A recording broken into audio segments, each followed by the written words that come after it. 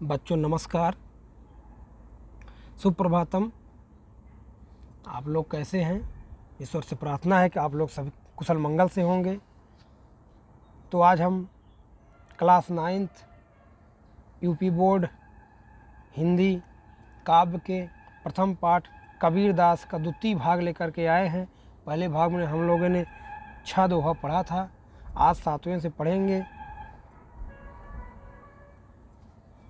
आप लोग ध्यान से पढ़िएगा। तो देर न करते हुए शुरू करते हैं।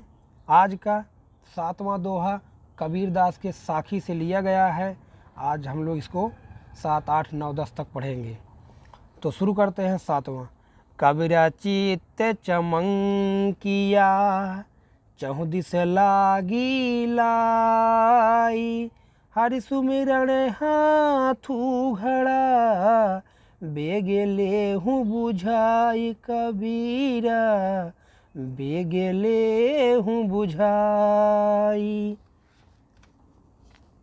कबीरदास का कहना है, कबीरदास जी कहते हैं कि इस संसार में कबीरा चित्त चमंकिया, कबीरा चित्त चमंकिया, चहु दिस लागी लाई।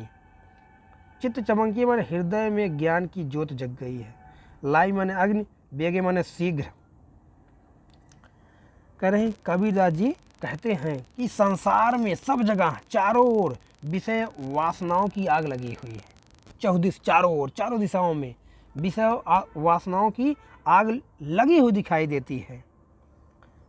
और मेरा मन भी उस आग से झुलस गया, झुलस रहा है। मेरे मन में भी आग लग गई, विषय वासना रूपी आग लग गई है, झुलस रहा है। इसलिए मैं अपने मन को संबोधित करते हुए कवि कहते हैं, कबीरदास जी कहते हैं, मन को संबोधित करते हुए कहते हैं कि कहते हैं हरि सुमिरन हाथू घड़ा। हे मन, तेरे हाथ में, हाथू माने हाथ में, ईश्वर सुमिरन स्मरण रूपी, हरि माने ईश्वर, सुमिरन स्मरण रूपी जल का घड़ा हाथ लगा है। जल का घड़ा लगा हुआ है, तुम उससे बेगे ले बुझाई, उस विषय वासनाओं की आग को बुझा लो। तुम उससे शीघ्र शीघ्र विषय वासनाओं की जो आग लगी हुई है उसको तुम बुझा लो। तात्पर्य यह है कि ईश्वर के नाम स्मरण से ही इन विषय वासनाओं से छुटकारा मिल जाता है। कबीरदास जी कहते हैं कि इस संसार में चारों तरफ सांसारिक विषय वासनाओं की आग लगी हुई है और मेरा मन भी उस आग की आग में झुलस रहा है।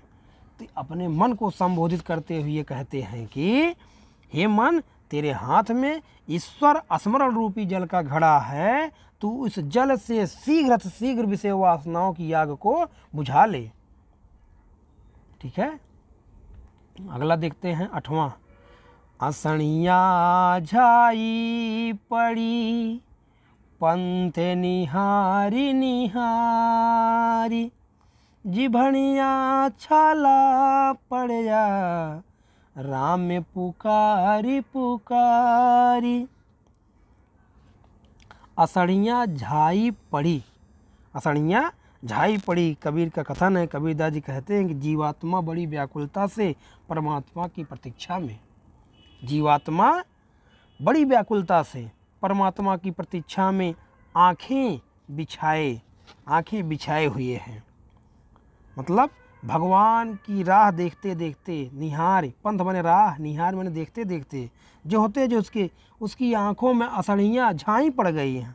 असणियाँ माने आंखों में झाइयाँ पड़ गई हैं। भगवान ईश्वर की राह को देखते देखते, पंथ को देखते देखते उसकी आंखों में झाई पड़ गई हैं, फिर भी अभी ईश्वर का उसको दर्शन नहीं हुए हैं।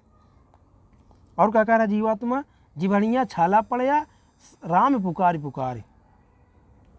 और जीवात्मा परमात्मा का नाम लेते लेते, मनुष्य परमात्मा का नाम जपते जपते थक गई।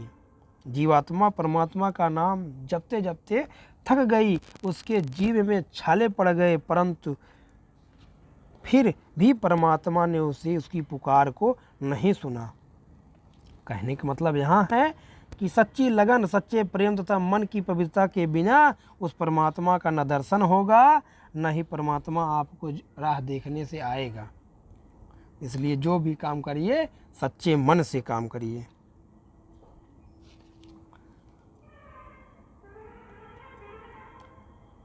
अगला देखते हैं। झूठे सुख को सुख कहई, मानत है मन मोद। जगत चबै ना काल का, कछु मुख में कछु गोद। कबीरा कछु मुख में कछु गोद। कबीरदास जी कहते हैं, झूठे सुख को सुख कहीं, मानत है मन मोद। अज्ञानी जो मनुष्य है, अज्ञानी जो मनुष्य है, कबीरदास जी कहते हैं अज्ञानी जो मनुष्य है सांसारिक सुखों को, जगत की मिथ्या को सुख कहता है, झूठे सुख को सुख कहता है, जबकि मिथ्या और परिणाम में वह दुखदायी है। झूठे सुख को सुख कहता है और सच्चे उसे झूठे सुख को ही सच्चा सुख समझता है और अपने मन ही मन में बहुत प्रसन्न होता है। मानत है मन मोद, मोद मन प्रसन्न होना। झूठे सुख को सुख कहता है। अज्ञानी मनुष्य सांसारिक सुखों को जो मिथ्या परिणाम में दुखदाई है उसे ही सच्चा सुख समझता है और मन ही मन में खूब प्रसन्न होता है। ये भूल जाता है कि जगत चबैना काल का, ये सारा संसार जगत काल के चबैना चना आदि के समान है। जगत चबैना काल का जो ये संसार के जगत काल के चबैने के समान है, जिसमें से कुछ उसके मुख में जा चुका है, कुछ मुख में, और कुछ भक्षण किए जाने के लिए उसके गोद में पड़ा हुआ, उसे खाने के लिए उसकी गोद में कुछ पड़ा हुआ है और कुछ उसके मुख में जा चुका है।